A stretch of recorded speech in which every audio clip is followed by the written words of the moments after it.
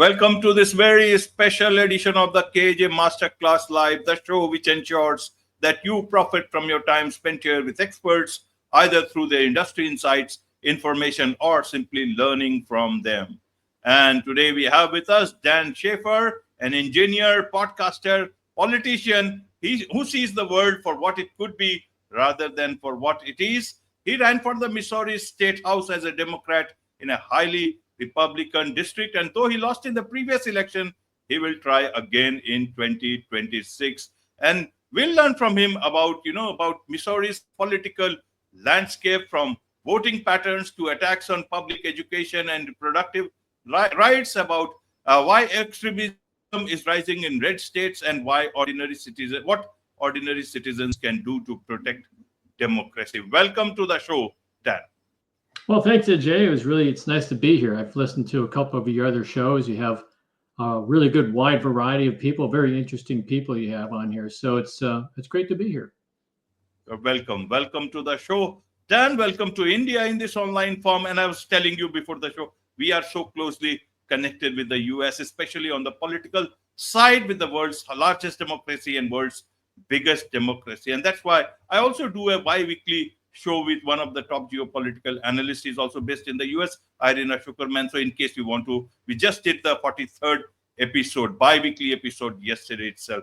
So that brings everything into perspective. So Dan, before we get into this discussion, let us understand a bit about you, more about you from you itself, your journey, your background, so that people know who they are listening to. Well, I actually did some podcasts, very much like you're doing right now, Ajay. I did two different podcasts, produced about 200 different shows, had lots of politicians on the show. It was mainly focused on politicians. And, that was kind of a new thing for me to do, because I've been an engineer my whole life, as you mentioned. And, but as an engineer, I dabbled into a lot of different areas. I traveled with the salespeople for about 10 years or so, actually in your neck of the woods a couple of times. Also did a lot of training for people. And now I'm into politics. I lost my job a couple of years ago. It was my final job. I really enjoyed working it. But now that I was 63 at the time that I lost the job. So finding a job when the people that are hiring you are like maybe 1/3 your age, it's a little humbling. But anyway, so I decided, I'm just going to throw the towel in, do some podcasts, and dive into politics a little bit. And I've just met some really wonderful people in this area, and it's just been a real ride for me. So I'm excited. Absolutely. So tell us a bit about, your election experience. How did your engineering help in your in the election experience, understanding things a bit more differently to get solutions, innovations onto the ground? I've never been asked that question before. I find that a fascinating question, because I think you're right. It did influence me. It gave me more of an appreciation, I think, for the statistics that are out there. I can read statistics a little bit better, understand them a little more fully. But it also worked against me in many ways too. And I'm just sort of guessing at things here, but there are certain things that they want you to do as a politician. And I look at it as an engineer and I say, that doesn't make any sense. I'm just not going to do that, right? Why should I put a billboard up, or why should I put yard signs out there? What kind of effect does that have? But I'm a student of life. I'm always learning, and I've been humbled, and I realized that there were some things I should have been doing that I wasn't doing. And it's just one of those things, as they say, experience is something that you get right after you need it. And so, after the election, I learned a lot. And I learned that I can actually bring a sense of civility into politics in the U.S. I think you're experiencing some of that in India as well, but right now in the U.S., the vitriol is pretty high. There's a lot of competition between people, and some of it gets really nasty. And I just find out that, I meet my opponent, I shake his hand. Tomorrow, as a matter of fact, I'm going to go out. I have another opponent coming up for the next election. I'm going to meet him for a beer. We're going to have beer and lunch, and we're going to talk over things. And It's not that I'm going to give away secrets or anything like that, but I think that the most important thing I've learned is to show respect, and you'll get some respect. And so I learned a lot along those lines. So again, I'm a student of life. Who knows if I'm going to win this next election, but I'm studying it, and hopefully I'll do a little bit better the next time around. Absolutely, absolutely. So, where is the discord? What is it that you are trying to achieve, Dan? What would you want to tell about that? Well, I think that one of the problems we have in the States here is we have only two parties, really, essentially. There's the Democrats and the Republicans. And there's been a lot of vitriol, and this started probably about 40 years ago, a lot of hard feelings between these two parties. And it's not that I want to be a peacemaker, but I think what has happened, because we've become so stratified and so isolated in our own vertical columns, that the people who tend to get control tend to exercise absolute control. And to give you a couple of examples, I'm in Missouri, which is the very center of the continental United States. And so it's part of what's called the Midwest. There's a whole lot of rural areas out here. But recently, the people in Missouri have voted directly on some issues. And when they vote directly on issues, they tend to vote very progressive and not very conservative. And as an example, we voted to raise the minimum wage for workers here. We voted to provide what they call earned sick leave for people who work minimum wage. And it didn't take the Missouri legislature but maybe 2 months to overturn all of that, because they have absolute control. I wrote an article recently called "Because They Can." They do it because they can. They have a majority out there. And so what I hope to see is to bring more balance back into it. I don't want to eliminate the opposite party, but I do want to make it known that it's the people that rule the government. As you mentioned before, India is the world's largest democracy, and I think you're pretty familiar with that concept. We have an expression that said we are governed by the consent of the governed. We are ruled by the consent of the governed, I should say. And what that means is that ultimately, at the end of the day, the people rule. And I think a lot of politicians these days are forgetting about that, and they want to rule in a way that is more idealistic, perhaps even somewhat extremist. And they need to learn they can't get away with that. And I think the ultimate example, and I'm sure you're very, very familiar with President Trump and all the shenanigans he tries to get away with.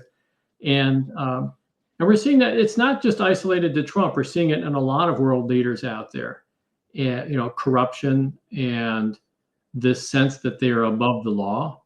And we all, everybody, every citizen of this world needs to keep an eye on their government.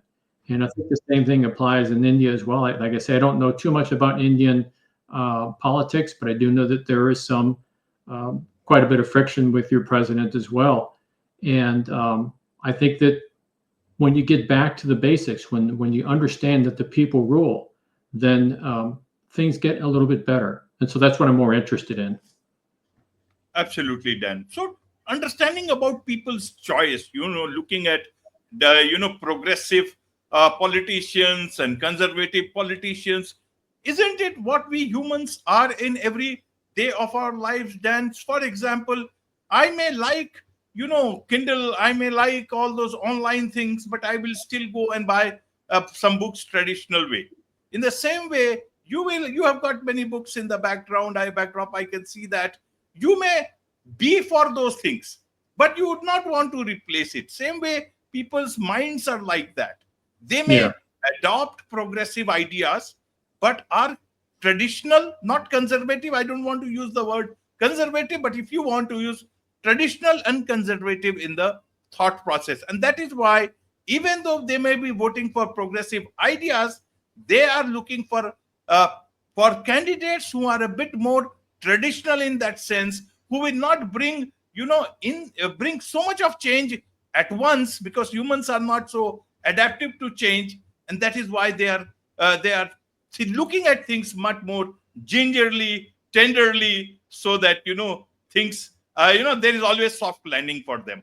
How do you look at this part of everything? Yeah, I think you're absolutely right.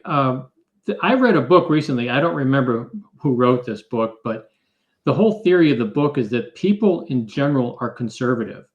We all like what we like. We get into our patterns. We work every day. We come home into our families or whatever pattern we're in.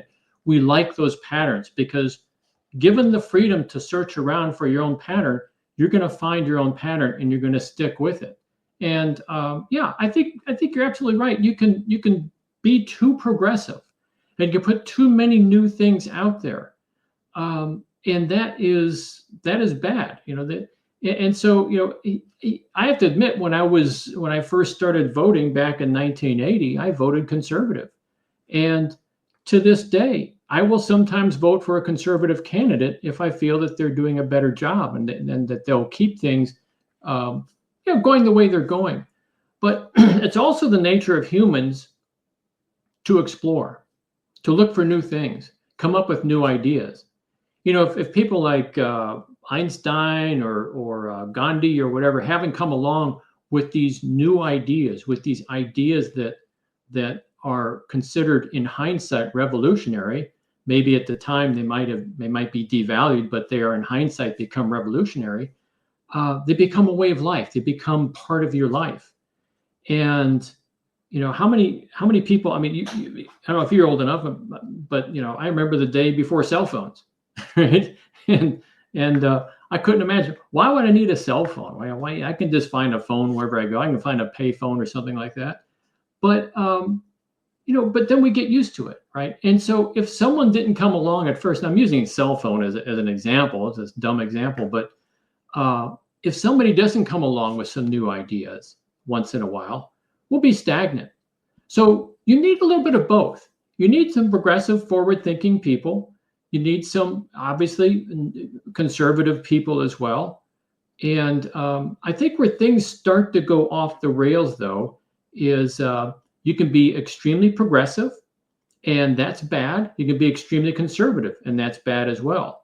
I don't know, Che Guevara. I don't know if you're familiar with him, but he was a radical. I guess in some ways you could consider him progressive as well, but obviously went way too far with it, right? And so, to the point of being a terrorist.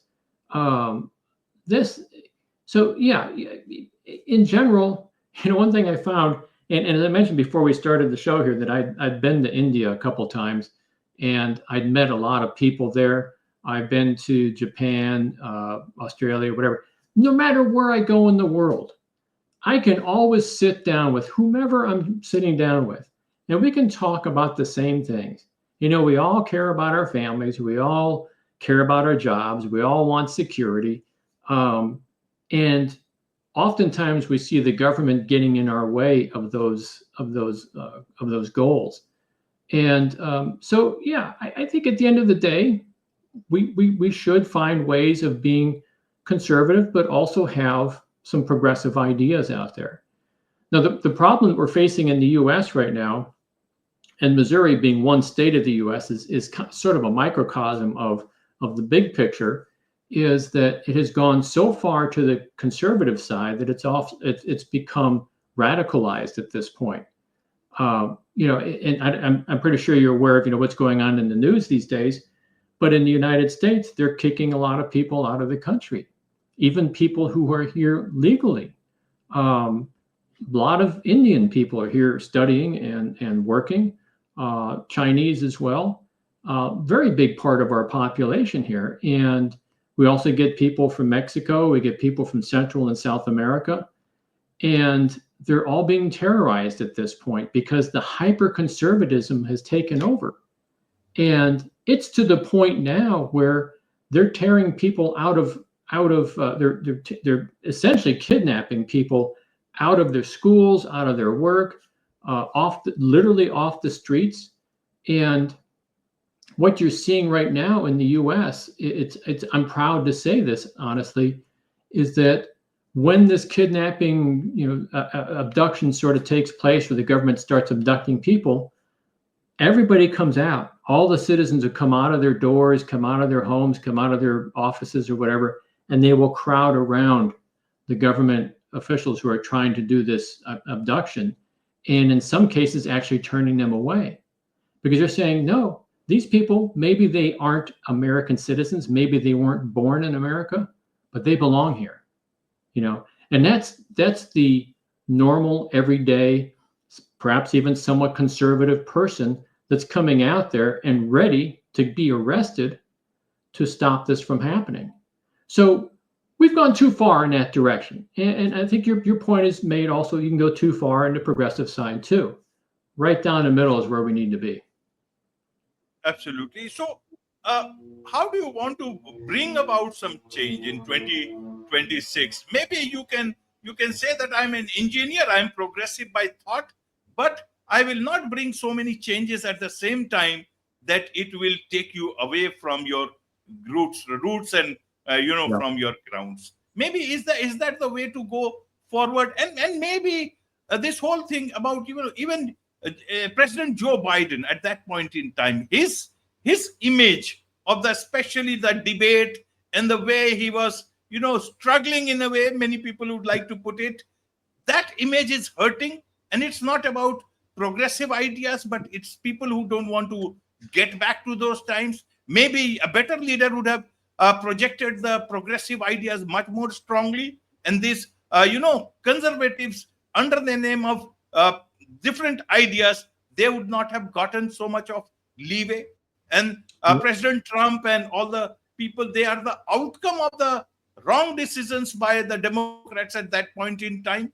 How do you want to look at it? Because people are very smart. Politicians sometimes can think that people are not. They understand. As you said, politicians shake hands, but people fight. But they also understand, that it is only we are fighting. Politicians are shaking hands, going for dinners and everything else. So they understand everything, and that is why they are using their own wisdom to select or elect candidates that are good for them, that are good for their nation, that are good for their state, they are good for the future. How do you see that? And these are all those people who you may not like for today. They are just, a bubble in time. They will all vanish. But democracies, nations, societies, people, they are here for the long run.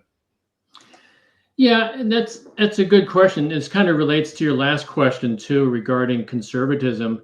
And what's really funny is that I've been interviewed several times by some very conservative people. Even a live radio station here known for their conservative talk radio, they had me on the air once. And what was really funny about it was that I was telling them that I am actually more conservative than they are. And they're like, "What? You're a Democrat? Democrat talking to?" I said, "I am, because look at this. Look what happened in the United States from really from World War II all the way up through the late 1970s.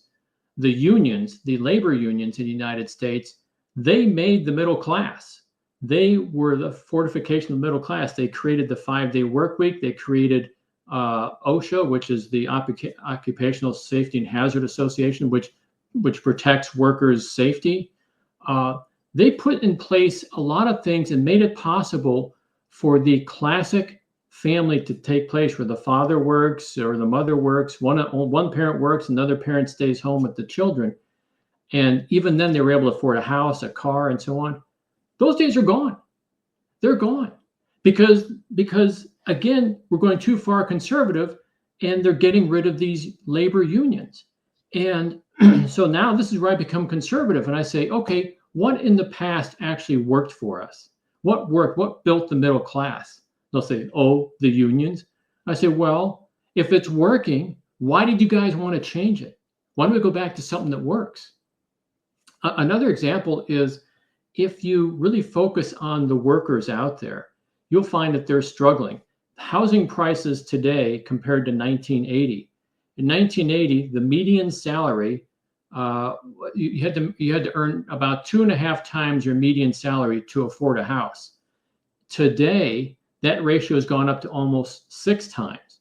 So we've seen, a 2 to 3 times increase. Well, why is housing going up? Well, one reason why it's going up and the salaries aren't going up, but the housing is going up. And the reason why that's happening is we have three big finance companies in this nation. We have State Street, Vanguard, and BlackRock.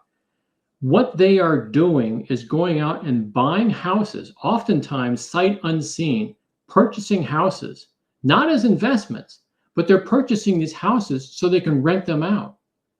Now, in the old days, back in the good old days, they say, you would buy your own house because that was your investment.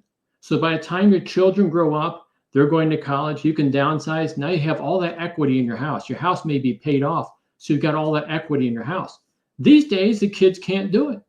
You get 20, 30-year-old kids out there that are trying to buy houses. They can't do it. Again, what changed? Well, we see this huge wealth gap in this nation. What caused that wealth gap? And it was really the taxation policy that was being pushed by the hyper conservatives. So again, I'm becoming more conservative now. I'm saying, you really want to make America great again. Let's go back to the way it was, And so this isn't a radical change. Going back to something that works, that's been proven to work, that's not a radical change. So these are the types of things that I would advocate for if I were to get into office. A lot of these things are nationwide in scope. I'm just going to be working at the state level, but there are a lot of things I can do at the state level, including limiting these finance companies from buying all these rental homes and pricing everybody out of the market and forcing them into being full-time renters and not building up equity and remaining slaves to the wealthy class. These are not radical things. This is just something I want to do. I haven't looked into healthcare in India, but a lot of nations out there have universal healthcare. And now we've never had universal healthcare in the United States, but I'd like to look at other countries and see how their universal healthcare works and say, okay, maybe this is a little bit progressive, but let's see what happens in other countries. Let's see what they're doing over there. And if it's working better than what we have right here, let's do that. But that kind of teeters on the edge of being a little bit too progressive. I get that. And it might be hard to push that through. And I would have to convince a lot of people that this is something worthwhile doing. But those are the ideas I would start off with. Absolutely. Absolutely. And nothing wrong with being conservative progressive in thoughts, but conservative in, in looking at things. People want to see, for example, you gave that example of smartphone, calling it a dumb example, but it is not. I'll tell you what. Now, smartphones, people are leaving these smartphones and going for basic phones, also known as dumb phones. Yeah. And going back to the past, that is not being conservative. Yeah. That is, snatching back your life out of these phones, from these phones, yeah, and living the life that you actually want. That is also, I am moving also towards that, Dan, and that is not a bad thing. Anything that works for you best, go for it. Go for fix something only when it's broke. Unnecessarily, that is, and that is not conservatism. That is in a way progressiveness, understanding that, okay, nothing wrong in going the way back. We always take U-turns in life wherever it is needed. Yeah. In terms of your, yeah. I was going to say, to build on your example there, I got a great example to build on that. In high schools across the United States, they're wrestling with this idea now of having the kids, when they come to school, okay, you can bring your phone to school, but you're going to put it in your locker. It'll be isolated. Look, if your mom needs to call you or something, have her call. Just like the old days, you call the office, right, and they'll find you, right? So get rid of those phones, because what they're finding out is everybody's looking at their phones and just dinging away in their phones, and they're not talking to each other. They could be sitting right across the table from someone. So yeah, that's a great idea. I like that idea. And I've heard that idea many times before. Again, not sure what I could do about it as a politician here at the state level, but I like that idea. And I think you got a great example. Right. That is where I said. So politicians have to move out from those, either, I have to follow the party line. Either one person says this, that person this. At the end of the day, they are serving their local population. They are their representative. And you do things not what just what one party is saying or another party is saying, but it is what people want. A thing at one place may not work, but the same thing in another place is a necessity. And that is Yeah. where there is a whole concept of the brain. You are an engineer, you know these things better than anyone else, Dan. That is where. So I want to understand, why do you say that our freedom dies in silence? Are you not optimistic? Is it because one person is in the office, but can we not blame the other person who has just moved out of office? We bear the fruits as well as all the problems and pains of the past, isn't it? We always do that, and that needs to be seen in the right light. History shows it. We have to see it, and we have to correct it wherever it is necessary. Well, I'm going to key off a word you said there, which is history. And this has everything to do with democracy dying in silence. Um, a lot of people in this country, and again, I'm talking about the hyper conservatives, they think that if you teach the accurate history of the United States, all the ugly parts as well as all the good parts, but particularly the ugly parts, are going to make kids, it's going to indoctrinate kids to hate this country. And I very much disagree with that, because I think that there's an expression in the United States: we like to make a more perfect union, and that is an acknowledgement that we're not perfect. We have a lot of problems that we have to solve here. How can you solve the problems if you don't understand them?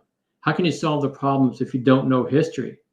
And so, what in this other idea you brought up, democracy dies in silence, that's a slightly different tack on this idea. But a lot of people think, well, my voice doesn't matter. Whatever I say, what's going to happen, what's going to happen. And I have to tell them that all of the freedoms that you have right now exist because people were not silent. And I know India had their struggles with the UK as well as the United States. India came along, a little bit later, had the same sort of analogous sort of struggle, because why is it? Because people stood up, people made a point. Gandhi, obviously I don't have to give you a lesson on him. You know a whole lot more about Gandhi than I do. But it was an example of someone who just said, look, we have to stand up. We have to. It doesn't mean getting violent. It doesn't mean, any sort of radical thing. It simply means making your representatives know that what they're doing is not right. And I think at some point representatives do understand that. Not at all points. Some representatives are being paid by people that are not the citizens, and so they serve another master. But overall, democracy will die if nobody says anything. So I'm out there saying things. I'm out there protesting with people. I'm running for office. It drives my wife crazy sometimes, all the things that I do. I write articles, I do podcasts and stuff. And I'm finding a lot of people out there, particularly over the last few months. I'll be out there protesting, and I have strangers walking up to me who are not protesting, but they just tap me on the shoulder and say, hey, how do I get involved? What can I do? I recognize there's a problem here. So I give them my contact information, and we go from there. I get them involved in the different groups, and it's a beautiful process. I hope that someday we can get to a point where people can be, maybe a little bit more passive about their government again, but always keep your eyes open. I told it to my son when he was growing up. I says, if you don't think that these bad things that are happening in other countries won't happen in the United States, then you're an idiot, because it can. All we have to do is close our eyes. And there's enough bad people out there that are going to do nasty things to us if we don't wake up and pay attention. So that's what I mean by that. I don't know if I answered your whole question there, but that's my Absolutely, Dan. You have smartly answered it, and nicely answered it. Now, one last question I want to have for you, Dan, is to understand that, aren't we focusing on the wrong things in terms of solutions? We are focusing on people. They give their votes, of the people, by the people, for the people, is very good. But the problem is that politics have been taken over all by the industrial complexes. Either it's the military industrial complex, the tech industrial complex that Biden used in his last address, if I understand, the pharma industrial complex, and so many education industrial complex, if I may use it, and so many other industrial complexes which are working underground, overground, within the society. That is Yeah. where the problem is, and people are losing that control because they try to elect the people, and those people go and hobnob with these complexes, and that is where people lose their fight, lose their freedom. That is where freedom dies in silence. How would you Yeah. want to look at that thing that way? Yeah, I think you hit the common denominator of everything. Capitalism is good, but it has to be regulated. And capitalism without regulation will do what's going on in the United States right now. We're turning into an oligarchy where you're basically run by corporate interests. And there have been a number of things that have happened in this nation over the past 40 years, particularly over this past decade or two, that opened the door to a lot of the corporate special interests to have a lot of sway over politicians. And politicians, it takes a lot of money to campaign. I learned this firsthand. Like, you do want to put the billboards up there. You do want to put the radio ads out there. But, ka-ching, ka-ching, it costs a lot of money. So who's going to give you that money? Well, some guy comes along and says, hey, rather than trying to raise money from all your people, like $5 here and $10 there, why don't I can give you like, $10,000 and make your job a lot easier. Well, a lot of politicians will turn it down, but even more politicians will say, sure, I'll take the money. It makes my job easy. And it's just like the mafia, once they loan you some money, you're never going to get out from underneath them. And and if you look at some of the websites on the United States, like opensecrets.com, or actually opensecrets.org, I think, they list out all of the politicians and how much money they're taking from the special interests and private interests and industries. A lot of the money they can't track down because politicians have done a pretty good job of passing laws that keeps everything opaque so that nobody can see what's actually going on behind the scenes. So, yeah, you've hit upon a really big problem there. And again, at the state level, I researched this and I found out there's not a lot I can do at the state level in terms of limiting what money the politicians can take. But again, if I were to be elected as a representative, I would use whatever influence I could use to persuade people and make people aware of this. That's a tough thing to do. A lot of people are trying to do it and they're having some success at it, but people overall need to know how their democracy is being bought and paid for by the special interests out there. Absolutely, absolutely. There's so much to learn about all this from you, Dan, and a lot to understand about Missouri politics, and a lot of the world would want to understand what's happening in the days to come, especially the way you would want to fight the 2026 elections. With this, it's a wrap on this very special edition of the KJ Masterclass Live. Thank you so much indeed for joining us. Thank you, Ajay. It was great to be here. I appreciate it.